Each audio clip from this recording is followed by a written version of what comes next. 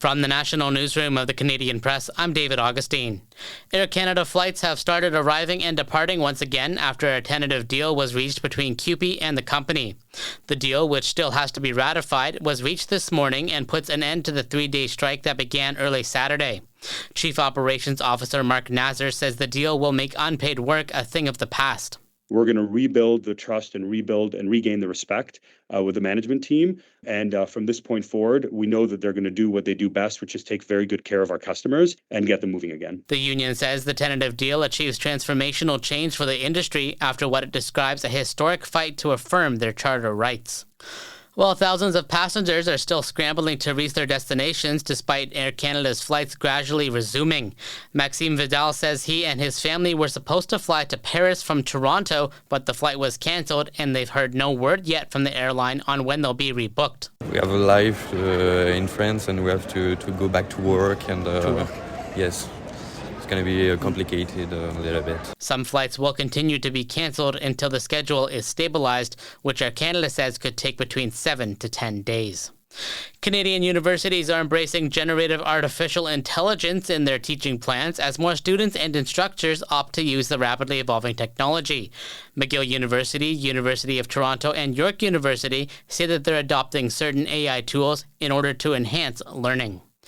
Health Canada has approved Ozempic to reduce the risk of further kidney decline among patients with type 2 diabetes. Between 30 and 50% of people with type 2 diabetes develop some form of chronic kidney disease. An international clinical trial showed the risk of kidney function significantly deteriorating or failing was 24% lower in patients taking Ozempic compared to those taking a placebo injection. The patients taking the drug were also less likely to die from cardiovascular disease, another condition that affects many patients with diabetes. The study, funded by Ozempic's manufacturer, was published in the New England Journal of Medicine last year and contributed to Health Canada's decision. Brenda Molina Navidad, The Canadian Press. And Statistics Canada says the annual rate of inflation cooled to 1.7% in July as lower gas prices led to decline from 1.9% in June.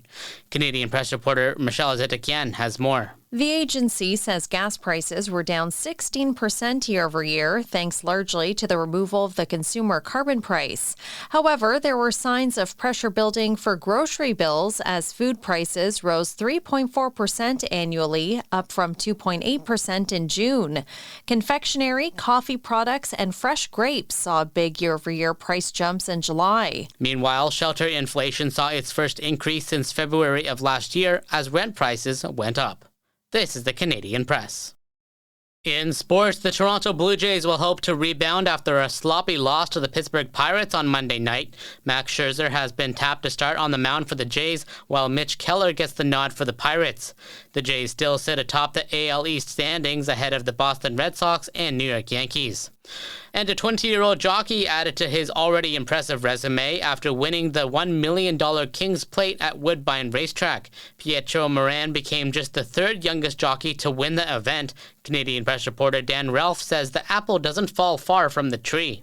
His father is an accomplished jockey by the name of David Moran, and he's a veteran rider out of Woodbine as well. And this marked the first time in plate history that a father and son had ridden in the same race. The King's Plate is the first jewel in the OLG Canadian Triple Crown. The next race in the series is the Prince of Wales Stakes, taking place next month in Fort Erie.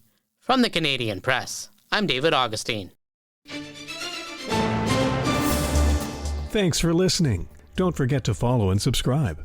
For more of today's top stories, visit thecanadianpressnews.ca.